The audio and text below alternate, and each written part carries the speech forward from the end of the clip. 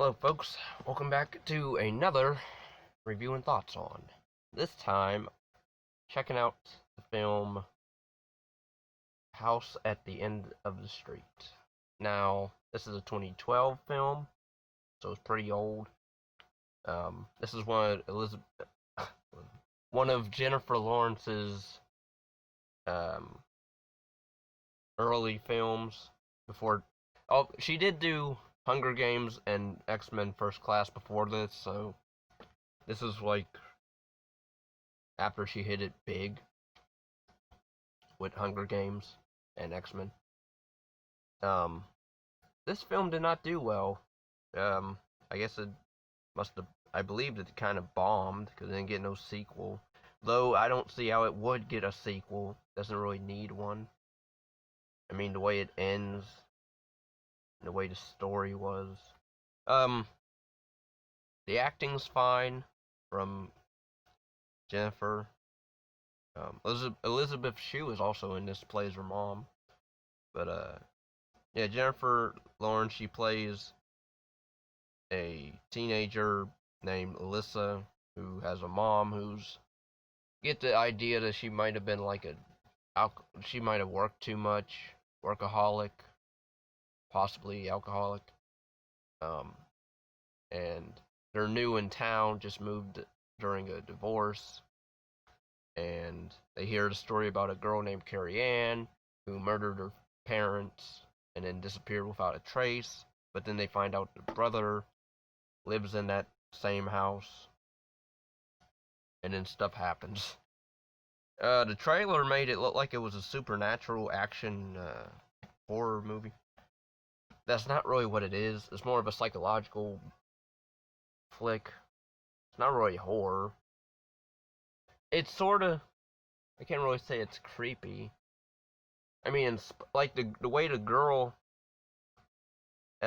girls that he kidnaps, the guy that plays Max Surratt, I think that's the actor's name. His character's name's Ryan. Um, but yeah, he kidnaps these girls pretty much because you find out, if you have the uncut version, you find out more about it, sorta. Where pretty much the sheriff of the town, he was like pretty much a dirty sheriff. Pretty much he sold drugs to the parents of Ryan and Carrie-Anne. While they were getting high, Carrie-Anne and Ryan were swinging, and then she ended up hitting her head, I guess, and had brain damage. That's what his story is when he tells Elissa this.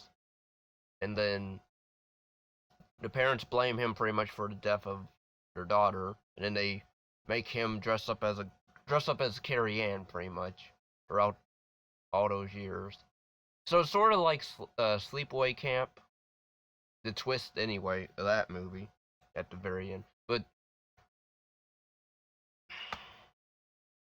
I I don't know if I can say it's not that I didn't like the film.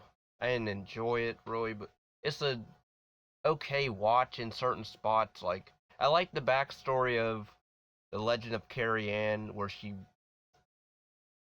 runs out and into the woods and terrorizes people at night. But it's pretty much him kidnapping these girls because he, in his mind, believes they're his sister, or he makes them his sister in his mind. So he kidnaps them, keeps them chained or doped up. Um, does all that, and pretty much the town people don't like him. They kind of banish him out of town, talk bad about him. I mean, what he does, so pretty much, yeah, it's like you sort of feel bad for him, but at the same time, you kind of don't. And the way the movie ends is like, they shoot. It's PG-13, I believe, because there's no blood really in this movie. Even if it's unrated, there's no blood. It's not really scary. Again, the only scenes that are kind of eerie are the scenes with the Carrie-Anne looking girls, where they're either drugged, because they have like creepy hairstyle, and the cinematography in the first scene with the Carrie-Anne's creepy. So that's sort of cool. But other than that, it's kind of just there. Like, it's not really nothing to run home about. If you probably wonder why I'm looking this way, because the movie is almost over. So, but yeah, unrated cut with a shocking added twist. Not really shocking, because if you've seen, it's sort of like Psycho almost, if you think about it as well, because he dressed up as his mom, except this is his sister. And also in Sleepaway, really, if you watch the twist of Sleepaway Camp is basically this movie, except without the nudity part at the end. But there's no nudity in this film because it's PG-13, and we see Jennifer Lawrence in a tank top, and yeah, she's gorgeous as always. I would have liked it if it was R-rated, though. I don't see why it had to be PG-13. Really don't. Even the unrated cut is nothing to run home about. Oh, and the very end of this movie is basically, she finds out that he's been scamming he's been kidnapping all these girls, and he decides to plan to make her Carrie-Anne, but then her mom end up in the house. And then they escape after shooting him, and you see no bullet holes in him, even though he got shot in the stomach and chest. I don't get it,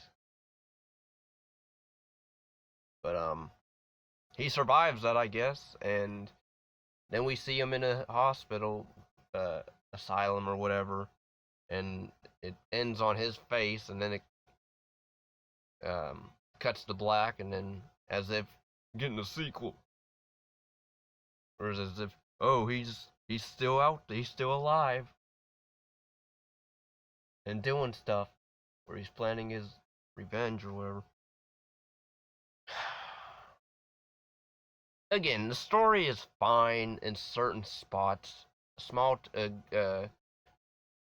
mom and daughter moving in, they're strained a little bit from a divorce.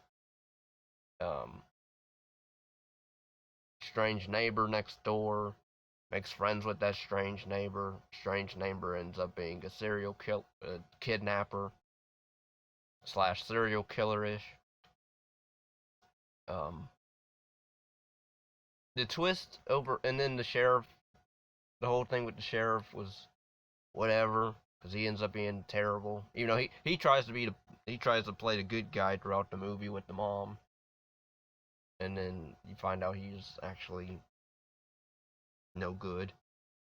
He dies, of course, because yeah. And then the movie ends, but yeah, I don't think it's a bad movie, really. It's not badly made. It's decently shot. It's just an okay movie, just a time waster, really. But please leave a comment and a like on this video. Subscribe to the channel, and yeah. Peace and love, and take care.